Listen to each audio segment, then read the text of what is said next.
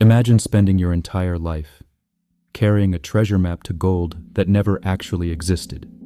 You unfold it constantly, studying alternate roads, alternate relationships, alternate versions of yourself, the career you didn't choose, the person you didn't marry, the city you never moved to, the opportunity you missed.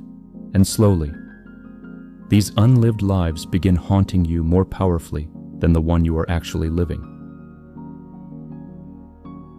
Most people think regret comes from losing something valuable, but Zen asks a far more uncomfortable question. What if the buried gold was never there at all? What if your mind has been worshipping shadows? Because every moment spent mourning imaginary futures poisons the only life physically unfolding in front of you. Tonight, we dismantle the altar of regret and learn why radical acceptance is not surrender, but liberation.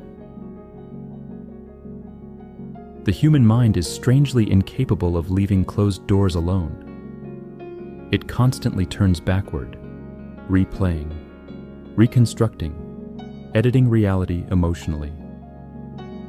If only I had chosen differently. If only I had started sooner. If only I had not lost that person. And eventually, people begin treating unlived lives like sacred relics, polishing them internally, romanticizing them, protecting them from scrutiny. But there is a hidden danger in this psychological habit. The unlived life never has to face reality. It never has to fail. So the mind can imagine it as perfect forever. Zen Buddhism repeatedly warns about this tendency of the ego to cling to illusion. In the Diamond Sutra, reality itself is compared to a dream, an illusion, a bubble, a shadow. Not because life is meaningless, but because the mind constantly mistakes projections for truth, and few projections are more seductive than the fantasy of the life we never lived. There is a strange phenomenon inside the human mind. It can mourn lives that never actually existed. Not memories, not physical realities, possibilities, and somehow, these unrealized possibilities often become emotionally heavier than the life directly in front of us. A relationship that almost happened, a career path abandoned, a city never moved to, a version of ourselves we never became. And slowly, the mind begins transforming these unfinished possibilities into sacred emotional artifacts, polished, romanticized, protected from contradiction. This is the trap of the golden ghost. Most people carry at least one invisible ghost internally, sometimes many: a former lover, an abandoned dream, a missed opportunity, a younger version of themselves frozen at a crossroads in time. And years later, the mind still returns there, replaying alternate timelines like private cinema. If only I had said yes. If only I had stayed. If only I had tried harder. But notice something carefully. The ghost never ages. It never encounters ordinary disappointment. It never becomes complicated, because it exists outside reality completely, and that is precisely why it becomes so seductive. Finished realities contain friction. Real relationships include misunderstanding. Real careers include exhaustion. Real success includes loneliness. But unfinished lives remain pure fantasy, untouched by consequence, untested by suffering. So the ego secretly prefers them, because the unlived life can remain perfect forever. This is one of the mind's most dangerous illusions, imagining that the path not taken was somehow free from pain. Zen repeatedly warns against this attachment to conceptual fantasy. A monk once asked, "What is illusion?" The master replied, "Seeking elsewhere."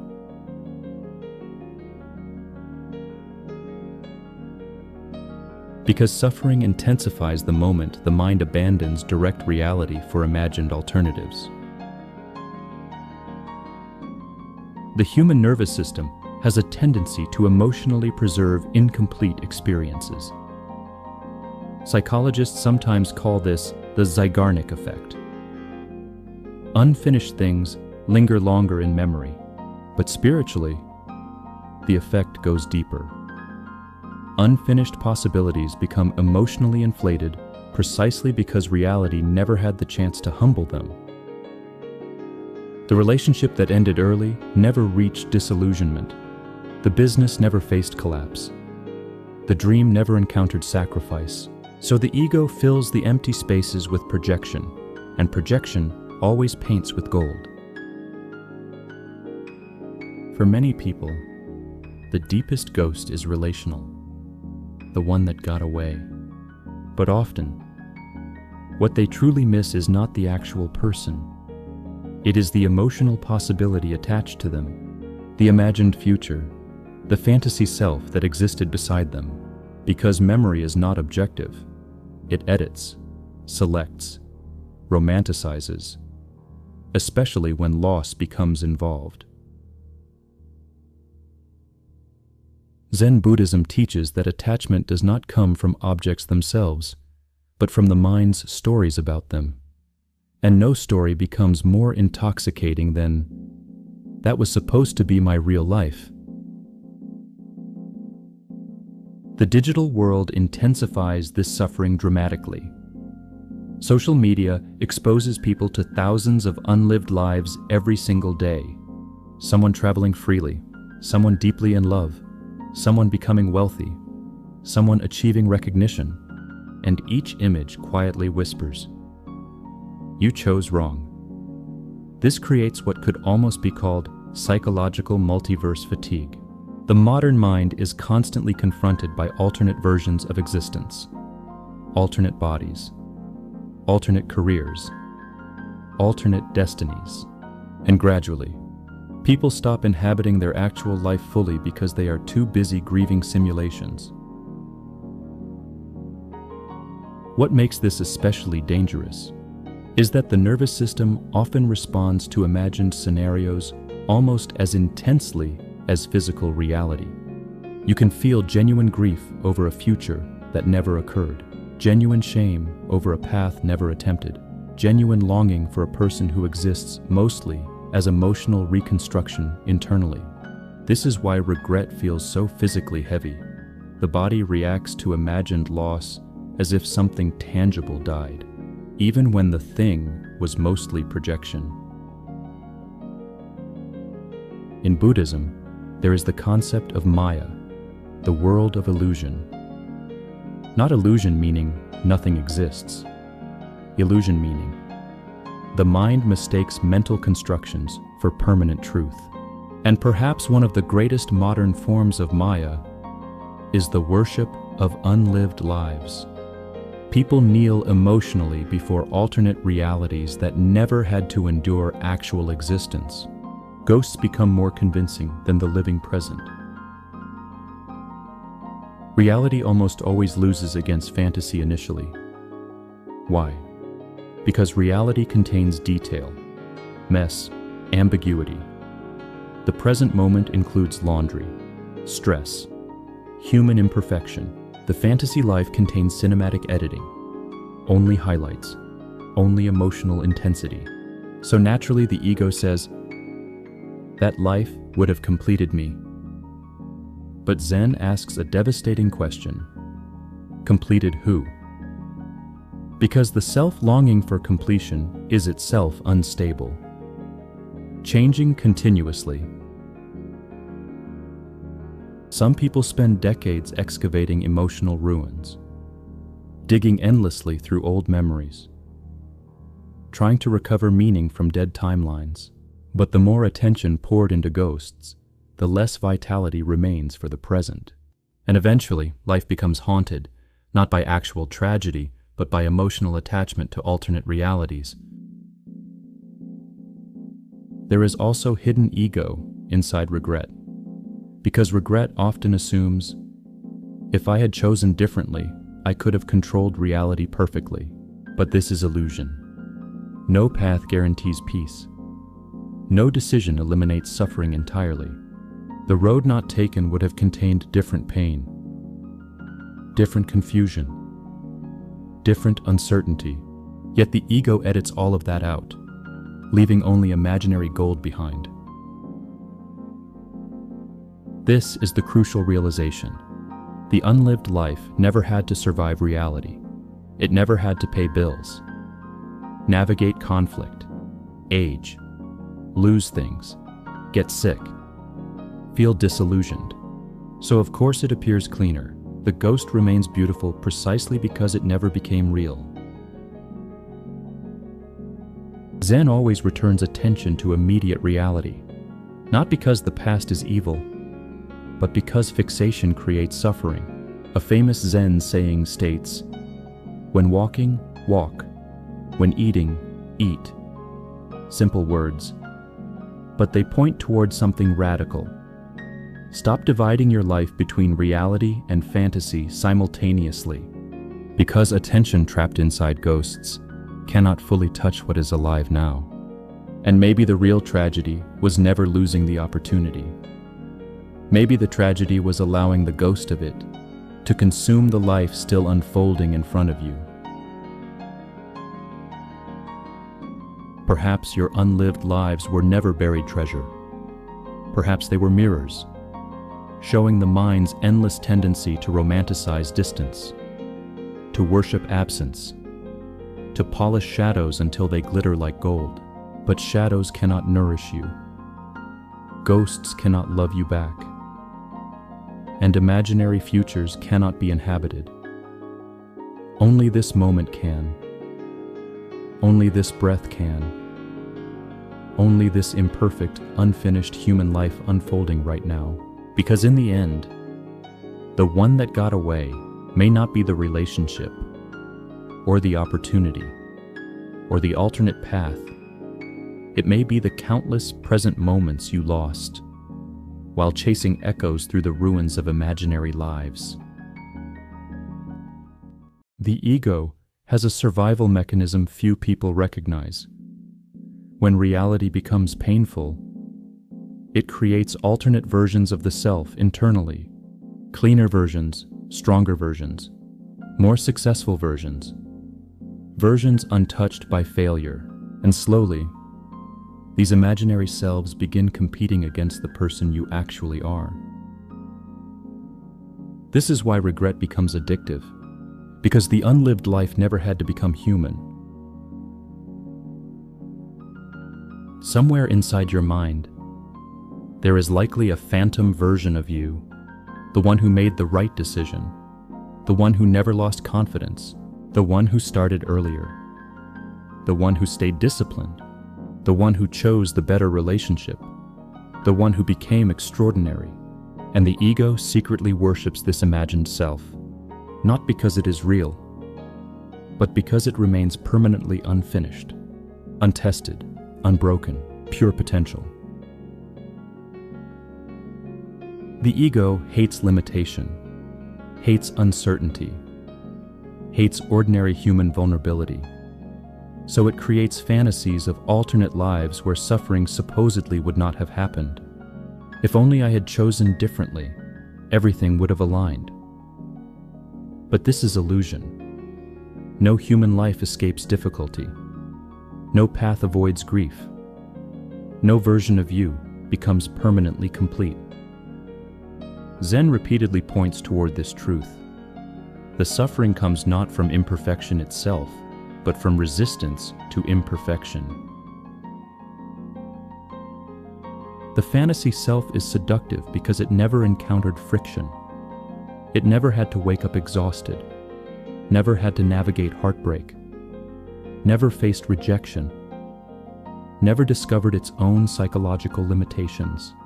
It exists only in imagination, where the ego controls the editing completely. And imagination is mercilessly biased toward idealization. The mind removes complexity, removes ambiguity, removes consequence, leaving only polished possibility behind. Strangely, regret often protects the ego more than it harms it.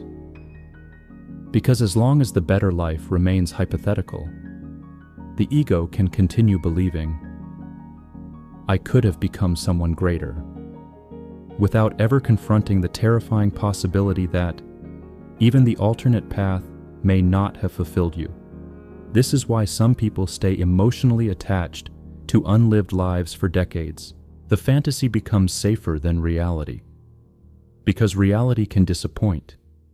Fantasy never has to.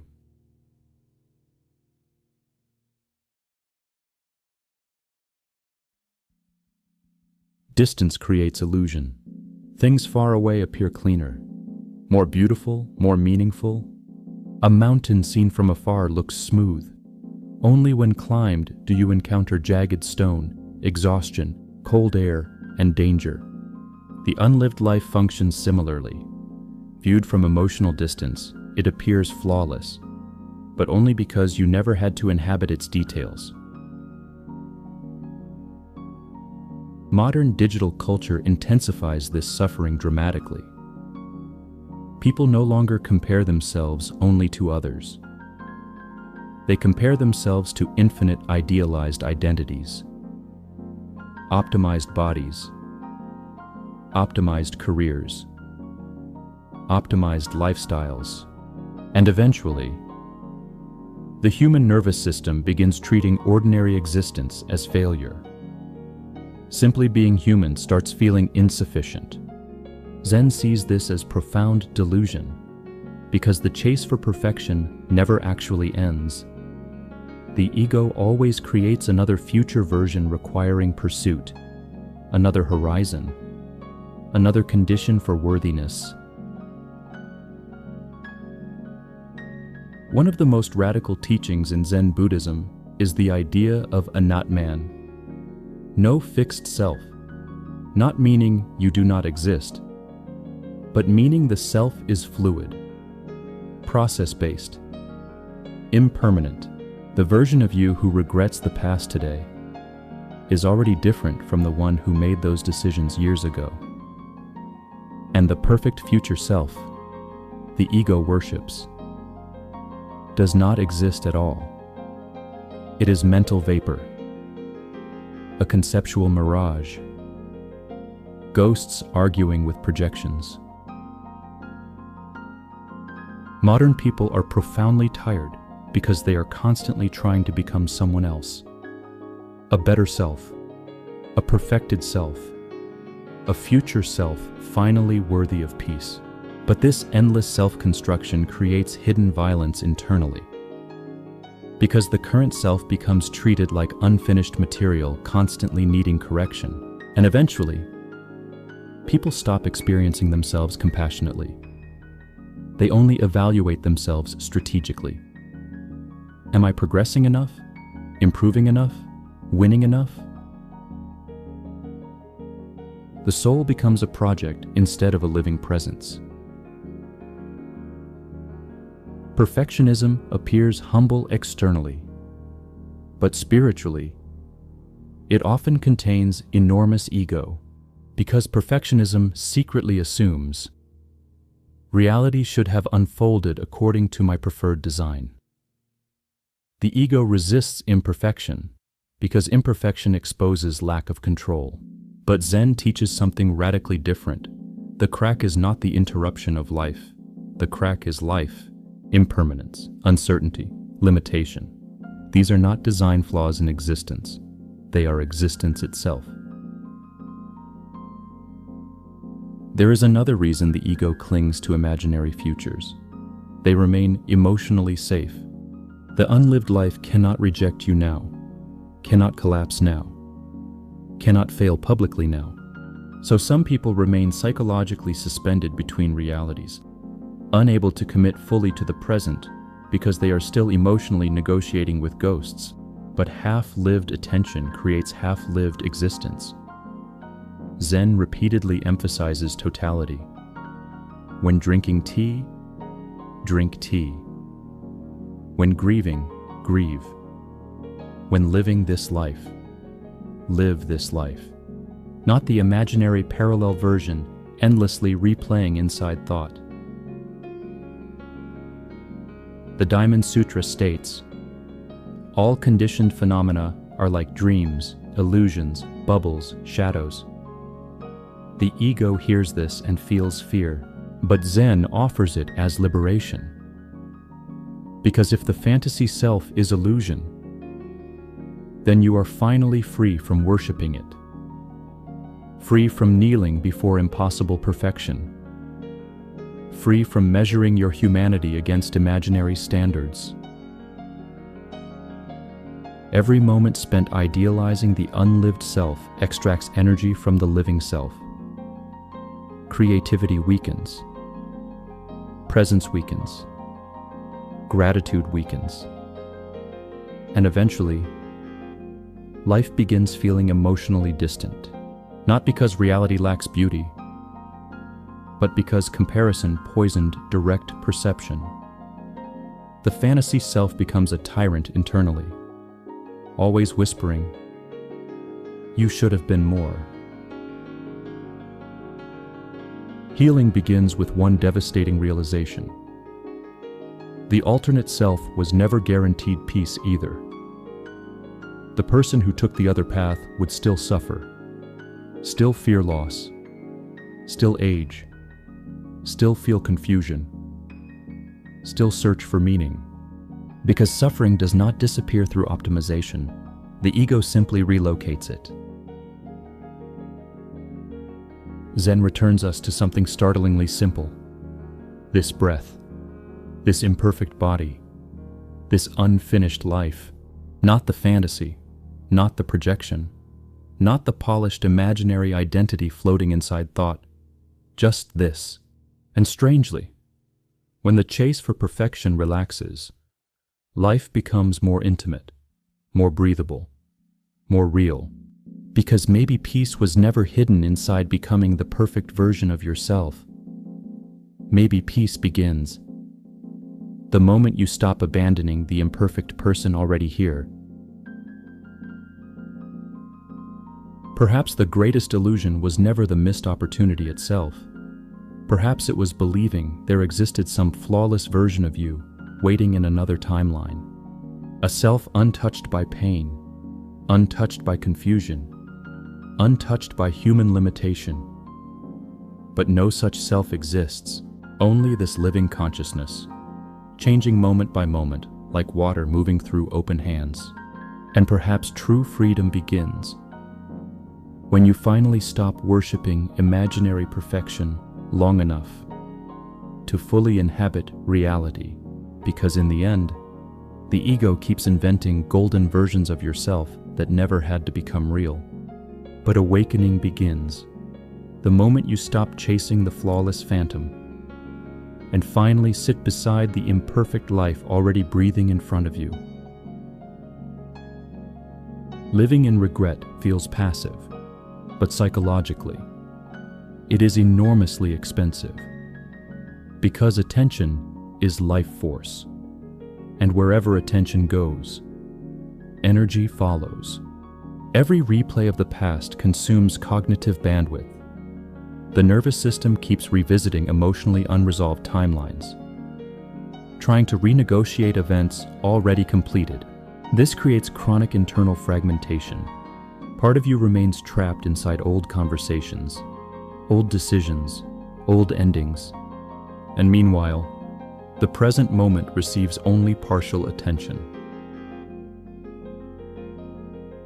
Modern technology accelerates regret continuously. Every platform feeds comparison loops. You see former classmates succeeding, former partners moving on, people younger than you reaching milestones faster, and the ego immediately constructs emotional narratives. You're behind. You ruined your chance. Your best years are gone. But comparison is psychologically violent because it ignores invisible context entirely. Zen warns repeatedly against measuring existence comparatively. The bamboo does not envy the pine tree. The moon does not compete with the ocean. Each thing expresses itself completely in its own timing. Unprocessed regret behaves like slow emotional poison, not dramatic, gradual. It quietly reduces creative energy, reduces emotional openness, reduces willingness to take present risks, because the mind becomes obsessed with protecting itself from repeating pain. And eventually, life becomes smaller, more cautious, more emotionally contracted, because while you mourn imaginary treasure, real life continues passing by unnoticed.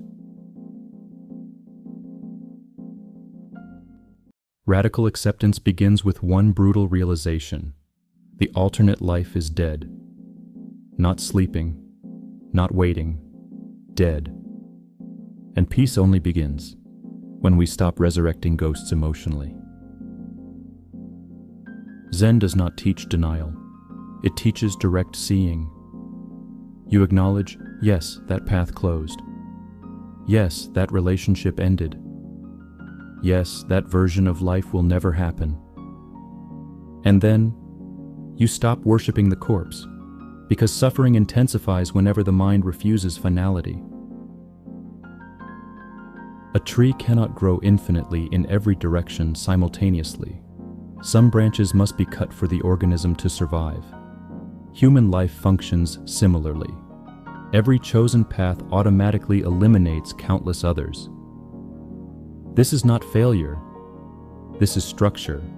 The Japanese Zen aesthetic of wabi-sabi honors incompleteness precisely because limitation creates form. Without exclusion, nothing meaningful can emerge. The practice becomes simple, though not easy. Stop feeding the ghost. Stop romanticizing alternate timelines. Stop treating unlived lives like buried treasure. Because the mind cannot inhabit reality while worshiping fiction simultaneously, and perhaps healing begins the moment you stop asking the past to become different, and then something unexpected happens. Not dramatic, not explosive, not the cinematic breakthrough most people imagine. There is no triumphant music, no sudden enlightenment, no voice from the sky announcing that you have finally healed. Instead, there is space. For the first time in years, there is simply space, because every ghost occupies territory. Every regret rents a room inside the mind. Every alternate life demands attention. Every what if quietly consumes energy. And when those ghosts are finally released, the rooms become empty. The mind becomes lighter. The heart becomes quieter. And suddenly, life can enter again. Most people think they are exhausted because of work, or responsibilities, or stress. But often, they are exhausted because their attention is fragmented across dozens of realities that no longer exist. Part of them still lives in a conversation from 10 years ago. Part of them still argues with an old decision. Part of them still tries to rewrite an ending that has already happened. Part of them still waits for a different past. And so they arrive nowhere completely. Not fully in memory. Not fully in the present. Suspended between worlds. Zen recognizes something profound. Where attention goes, life follows. Your attention is not merely focus, it is your existence itself. To place attention somewhere is to offer a portion of your life, and many people unknowingly offer most of their lives to ghosts. There is a famous Zen saying, "When hungry, eat, when tired, sleep." Simple words, almost absurdly simple, but hidden inside them is a revolutionary teaching. Because most people never simply eat. While eating, they worry. While resting, they plan. While working, they regret. While loving, they compare. Their body remains here, their mind does not. Zen continuously returns us to immediacy. Not because the past is unimportant, but because reality only exists here. Only here can anything be touched. Only here can anything be changed. Only here can anything be loved. The present moment is not merely where life happens. It is the only place life has ever happened.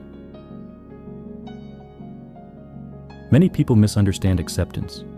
They think acceptance means approving of everything that happened. They think acceptance means pretending pain was good. Pretending loss was easy. Pretending disappointment didn't matter. But radical acceptance means something entirely different. It means ending the argument with reality. Not because reality won, because reality already happened. The argument itself is what continues the suffering. The event may have lasted one day. The resistance can last 30 years. And so acceptance becomes an act of liberation. Not for the past, for the present. When regret loosens its grip, energy returns. Not metaphorically, literally. Mental bandwidth returns. Emotional availability returns. Curiosity returns. Because enormous amounts of vitality had been trapped inside psychological loops. Imagine carrying heavy stones for decades. Eventually you forget what walking freely feels like. Then one day, you set them down.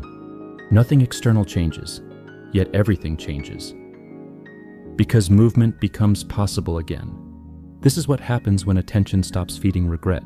The energy that once fueled mourning becomes available for creation. Most people overlook opportunities because they are staring at lost opportunities. They keep digging in abandoned fields, wondering where the treasure went. Meanwhile, a living seed waits at their feet. This is one of the ego's greatest tricks. It romanticizes dead possibilities while ignoring living ones. The mind says, if only I had that opportunity. Life says, what about this one? The mind says, if only I could go back. Life says, you are here. The mind says, that was the gold. Life says, no, this is. There is an old Zen story. A farmer's horse ran away. His neighbors said, how terrible. The farmer replied, maybe. The horse returned days later with several wild horses. The neighbors said, how wonderful. The farmer replied, maybe. His son broke his leg while taming one of them. Again, how terrible. Maybe. Soon after, soldiers arrived to conscript young men into war. His son was spared. How wonderful. Maybe. The story continues endlessly. Because Zen recognizes something most egos cannot tolerate. We do not know. We do not know what the missed opportunity would have become. We do not know what disaster it may have contained. We do not know what wisdom our current path may yet reveal. The ego craves certainty. Reality offers mystery. One of the greatest freedoms in Zen is not certainty. It is the willingness to stop demanding certainty. To stop insisting that the alternate life would have been better. To stop pretending we possess knowledge of roads never traveled. Because the truth is, we don't know, and perhaps we were never meant to know. This humility creates enormous peace. Because now the burden of mentally solving alternate timelines disappears. Now there is only this path, this breath, this step. A gardener does not water dead branches. A gardener waters living roots. Likewise, wisdom means investing attention where growth remains possible. Not in the closed door, not in the vanished relationship, not in the abandoned identity, but in what is alive today. The conversation in front of you, the work available now, the person who still loves you, the talent still waiting to be developed. The morning that has actually arrived, this is where life responds. Not to fantasy, to participation.